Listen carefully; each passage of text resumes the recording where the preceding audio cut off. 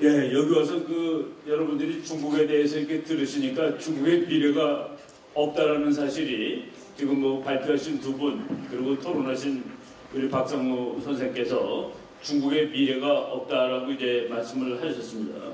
저도 뭐 거기에 동의를 하는데, 저는 이제 국제정치의 그 대세라는 것이 있습니다. 대세. 그러니까 큰 흐름이죠. 그 대세를 거역할 수 있는 자유가 있는 나라는 이론적으로 자기 힘이 세계의 50%가 되면은 그 나라는 대세를 거역해도 됩니다. 왜? 자기가 세계의 반이니까. 그런데 강대국일지라 하더라도 자기 힘이 세계의 50%가 되지 않을 경우에는 대세를 따라가는 것이 사는 방법입니다. 오늘날의 대세는 이제 뭐 여러 가지 그 대세를 여러 가지 점에서 말할 수 있는데, 그 한 20, 30년 동안 세계의 대세가 세계화였습니다. 그러니까 미국이 소련을 꺾은 다음에 자기가 원하는 세상을 만들었습니다. 미국 사람들은 원천적으로 선천적으로 장사하는 사람들입니다. 딜러들입니다. 그래서 장사하는 세상을 만들자. 그리고 장사하기 위해서는 자유로워져야 되고 민주주의를 해야 됩니다. 그래서 소련이 망한 다음에 미국이 그것을 할 수가 있었습니다. 그래서 1990년부터 세계화의 시대라고 그랬고, 그 세계화의 시대에 미국은 이제 내가 원하는 세상을 드디어 만들었다라고 생각을 하고서 그 시대를 즐겼습니다. 그런데 이 세계화의 시대에 가장 덕을 본 나라가 중국입니다. 중국은 세계화의 시대 때 이제 드디어 세계 2등으로 올라갔죠. 세계 2등으로 올라갔는데, 미국 사람들이 생각한 것은 중국 같은 나라도, 미국 사람들 많은 사람이 그렇게 생각했습니다. 중국이 비록 공산주의 독재를 하지만은 그 나라가 이제 잘 살게 되면은 결국은 민주주의가 되지 않겠느냐.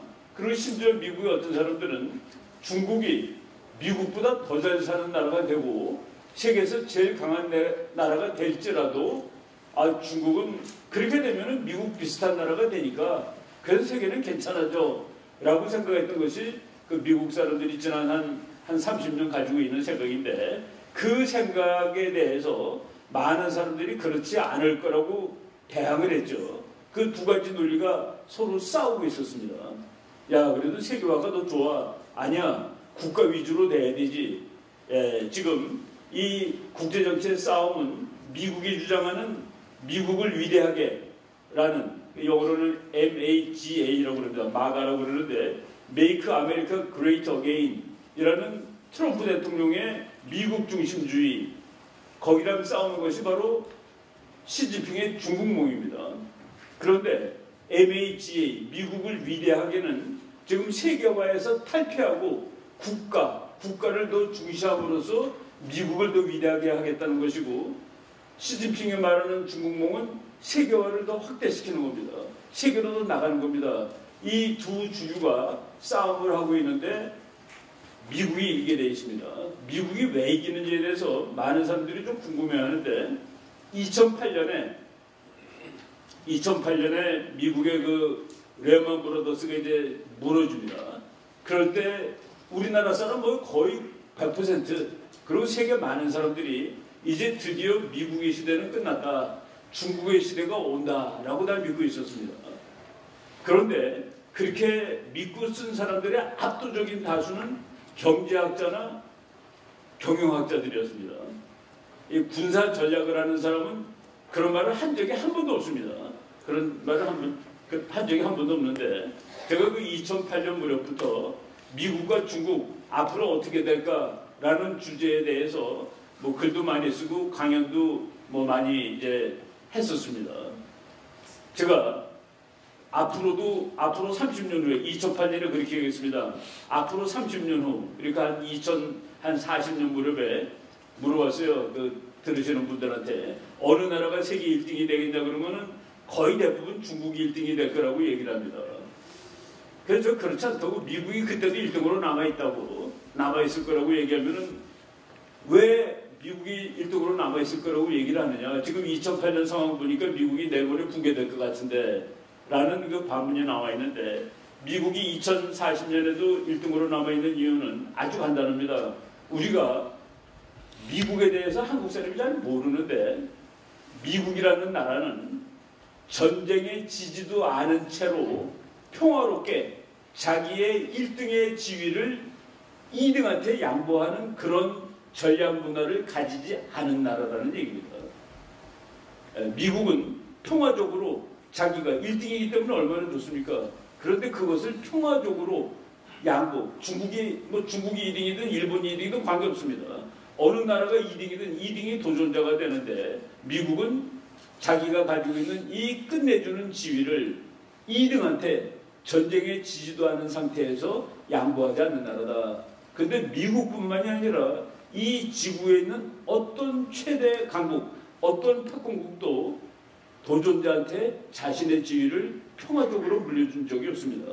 그래서 우리가 그 역사를 보면은 2차 대전, 1차 대전, 나폴레옹 전쟁 뭐 이런 대규모 어마어마한 전쟁들이 전부 세계 패권을 놓고 1등하고 2등이 싸운 겁니다. 하물며 미국 같은 미국은 전쟁을 무지하게 잘하는 나라입니다. 미국이 독립할 때 그때 미국은 아주 허약한 나라입니다. 인구 300만짜리 아주 약소국인데 독립을 할 때 세계 최강인 영국하고 싸워서 독립을 한 나라입니다. 그래서 미국 사람들은 전쟁이라는 것은 정말 끝내주는 수단이라고 확신하고 있는 사람들입니다. 그런 나라가 중국한테 평화적으로 자리를 뺏길 것이라고 우리 국민 모두가 다 믿었습니다. 저는 2008년 무렵에 미국은 2040년까지 기다리지 않을 거다. 그때까지 멍청하게 있다가 중국이 정말로 돈도 많고 군사력으로 더 세게 됐을 때 그때 싸우지 않을 것이다. 미리 미국이 확실하게 이길 때 그때 싸울 것이다. 그때 중국을 붕괴시킬 것이다. 그리고 미국이 중국을 붕괴시키는 것은 소련을 붕괴시킨 것보다는 훨씬 쉬울 것이다. 왜냐하면 소련은 미국하고 따로 존재했습니다. 경제적으로 엮여 있지가 않았습니다. 그런데 지금 중국이 세계 2위로 된 것은 미국이 사실은 길러준 겁니다.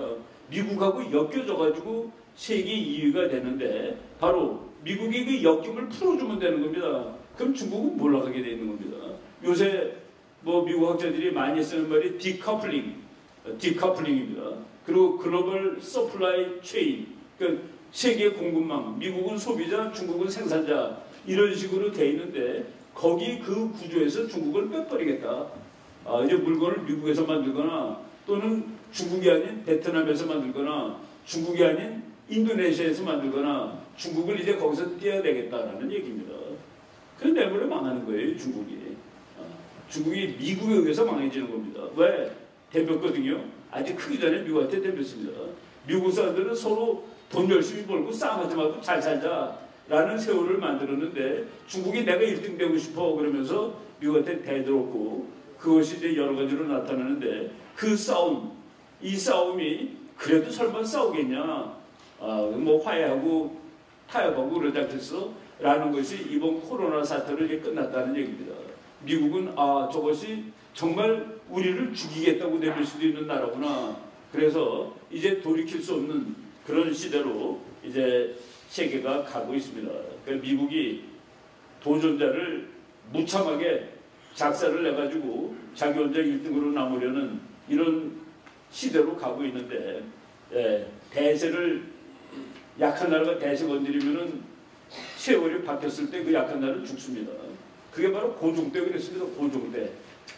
고종 때 말이죠. 지금 거꾸로 120년 전 얘기를 하면은 그때 세상에서 이거 골치 아파 이런 문제야. 이게 힘이 무럭무럭 크는데 이게 때문에 앞으로 세계가 시끄러워질 것 같아. 라고 생각되던 나라가 러시아였습니다. 그 당시 러시아. 그런데 그 당시에 그 세계의 주류, 시끄럽진 않지만 세계의 주류가 영국하고 미국입니다. 그런데 고종은 이 러시아가 나를 살려줄 것 같아. 자기 정권을 살려줄 것 같아. 그래가지고 러시아한테 붙었습니다. 고종이 러시아한테 붙으면은 영국이나 미국이 보기에 특히 영국이 보기에 이 힘센 러시아가 태평양으로 나가버리겠네. 한반도는 지도를 보면은 태평양으로 나가는 그 스프링보드입니다. 탁 튀어나갈 수 있어요. 그런데 한반도가 러시아 밑으로 들어간다? 이거는 죽어도 안 되지. 라고 영국이 생각했고 또 영국하고 같은 생각을 가지고 있는 미국도 러시아의 세력이 태평양으로 나오면 태평양 바다는 우리 거가 더 이상 아니야 라고 생각을 했는데, 마침 그때 일본의 외교 정책은 아주 간단합니다. 어느 경우라도 1등하고 붙어 있는답니다. 어느 경우하고도 1등하고 붙어 있는다. 근데 영국이 1등 아닙니까? 미국이 그때 세력이고. 그래서 글로 붙은 겁니다. 그러고서 조금 고생을 한 거예요. 러시아랑 전쟁을 했으니까. 그 고생을 했던 대가로, 물론 그 고생을 할 때, 러시아를 깰 때 일본의 군함은 절반은 영국제고 절반은 미국제였습니다. 그래서 러시아를 깼고 아시아 챔피언으로 올라가는, 그러니까 영국과 미국의 허락을 받아가지고 그때 조선은 지구상에서 없어지는 나라가 되는 것이죠. 지금 대한민국 운명도 비슷합니다. 국제정치는 본질적으로 힘의 정치입니다. 우리는 말이죠, 저 가르치는 학생들이 그래요. 교수님, 우리가 선량하고 착하면은 얻어 터지지는 않고 살 수 있지 않겠어요? 예, 그게 그 일반 시민사회에서는 그럴 수 있습니다. 국내 정치, 법률이 확보된 데서는 힘이 없으면 착하게 살면 돼요. 그런데 국제정치에서는 착하게 살면 죽습니다. 제일 먼저 죽습니다. 그럼 바보 취급받는 게 아니라 죽임을 당하는 거예요. 국제정치는 왜 그러냐? 동네가 달라서 그렇습니다. 그렇기 때문에 거기에서는 냉혹하게 생각을 해야 되는데 우리가 그런 생각을 지금 안 하고 있다는 얘기입니다. 국제정치학이라는 학문이 정교한 학문은 아니지만은 그래도 몇 가지 원칙이 있습니다. 원칙이 있는데 우리가 대세를 거슬리기 위해서는 제일 좋은 방안이 우리 힘을 무지하게 빌리는 겁니다. 이건 어느 나라든지 자기 힘 늘리려고 무지하게 애를 쓰죠. 심지어는 북한도 자기 힘을 늘리려고 저렇게 애를 쓰다가 지금 뭐 넘어지고 있는 겁니다. 두 번째는 좋은 동맹국을 얻으면 됩니다. 자기 힘을 세게 하고 좋은 동맹을 얻는 것이 국제정치에서 국가들이 살아가는 가장 좋은 방법이죠. 그런데 자기 힘을 늘리는 것은 한도가 있습니다. 그리고 우리나라 남북한 합쳐봤자 인구 7천만, 8천만인데 그거 가지고서 이 넓이에, 이 땅의 넓이에, 이 인구에 우리가 자강할 수 있는 그런 힘을 가지기는 어렵습니다. 그래서 우리는 외교를 해야 되는데 그 외교에 지금 우리는 어쩌다 보니까 세계에서 제일 막강한 나라랑 동맹관계에 있는, 뭐 어쩌다 보니까가 아니라 이승만 대통령이라는 정말 그 외교의 신이라고 평가받는 사람이 정말 힘들게 만들어놓은 안전약치입니다. 그거가 있는데, 동맹. 미국이라는 나라와 지금 동맹입니다. 근데 지금 우리나라 일부 사람 중에서 동맹을 바꿀 수 있는 거 아니야? 뭐 이런 그 얘기를 하는데, 원칙 말하겠습니다. 철칙. 모든 동맹, 우리보다 힘센 나라랑 동맹하는 것이 좋습니다. 그래야지 힘을 빌릴 수 있으니까. 그런데 그 동맹국은 반드시 먼 곳에 있는 나라여야 한다. 먼 곳에 있는 나라만이 동맹이 될 수 있다. 그 첫 번째 원칙입니다. 왜냐하면 가까이 있는 강대국은 작은 나라랑 동맹을 맺을 때 그 나라 땅이 지거로 착각합니다.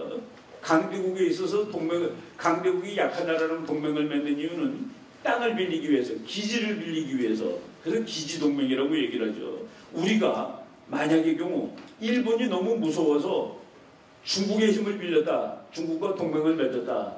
중국 군대를 여기 데리고 왔다. 중국 군대는 결코 나가지 않습니다.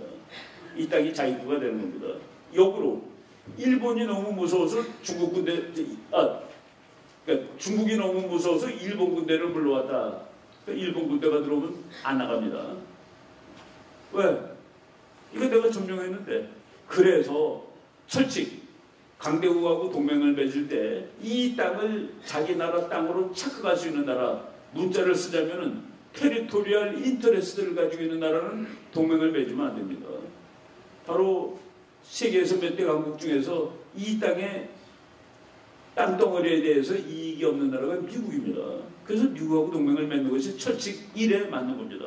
두 번째 철칙, 동맹국은 가급적, 꼭 그렇지는 않아도 돼요. 가급적 정치, 경제, 사회, 문화, 즉 생각이 같은 나라를 맺는 것이 좋다. 국제정치는 너무나 험악하기 때문에 급할 때는 생각이 틀리는 나라랑도 동맹을 맺을 수가 있어요. 이익만 같으면. 미국이 독일이라는 골치 아픈 나라랑 싸우려고 소련하고 생각이 다른데 소련하고 동맹한 적이 있죠. 국제정치는 그렇습니다. 그래서 두 번째 철칙으로 생각이 같은 나라면 좋다. 지금 우리나라가 자유민주주의 국가인데 주변에 있는 강대국 중에서 자유민주주의 국가는 미국, 일본입니다. 근데 일본은 가깝기 때문에 안 돼요. 그래서 미국입니다. 세 번째 철칙은 더욱 노골적인데 싸워서 누가 이길까를 잘 봐야 됩니다. 이기는 나라 편에 붙어라가 이제 세 번째 철칙입니다. 이기는 나라 편에 붙어라. 지금 발표하신 두 분하고 토론하신 한 분 선생님이 미국이 이기는 것은 거의 불을 보듯 뻔하다고 그랬는데 불을 보듯 뻔하죠. 그 논리가 토톨로지가 되겠지만은 중원 부원이 되겠지만은 미국은 이길 수 있을 때 일을 끝내버릴 겁니다. 이길 수 있을 때 전력의 나라이기 때문에 그러니까 미국이 패권 전쟁에서 반드시 이기는 것이죠. 그러니까 우리는 지금 미국이라는 동맹을 가지고 있는데 이것을 거스르는 일을 해야 되겠느냐라고 이제 말씀을 드리겠습니다. 지금 뭐 시간도 다 됐습니다만은 우리가 이제 미국의 패권 시대가 이제 옵니다. 어떤 학자는 미국이 이제 혼자 1등이 되면은 아시아에서 손을 띨 거라고 합니다. 왜냐하면은 덤빌 나라가 없으니까. 미국한테 맞먹는 나라가 많을 때 미국은 동맹을 사용합니다. 소련이라는 무지막지한 나라가 있을 때 한 번 돌아는 동맹이 필요한 거예요. 그리고 사실 소련이 무너진 다음에 미국은 한국에서 가려고 그랬습니다. 가려고 그러다가 지금 안 가고 있는 이유가 가려고 보니까 중국이 너무 커진 거예요. 그래서 그걸 견제하기 위해서 지금 당분간 있는 겁니다. 제가 얼마 전에 번역한 그 미국 학자 책은 그런 말을 썼더라고요. 자기네들은 중국이 이제 막 커지고 있는데 어느 날 중국이 미국한테 도무지 상대가 되는 나라가 아니라고 판단을 하게 되면은 미국은 한국에서 떠날 것이다. 왜? 이제 도전자가 없으니까. 그런데 그래도 친절하게도 한국 친구들한테 이렇게 조언을 해줬습니다. 그렇지만은 그 중국이 미국한테는 상대가 안 되겠지만은 너한테는 강대국 아니겠냐. 근데 우리가 떠났을 때 너는 중국으로부터 국가안보를 지키기 위해서 여러 가지 방안을 강구해야 될 것이다. 아마도 핵을 가져야 될지도 모른다라고 오히려 우리를 걱정해 주는 겁니다.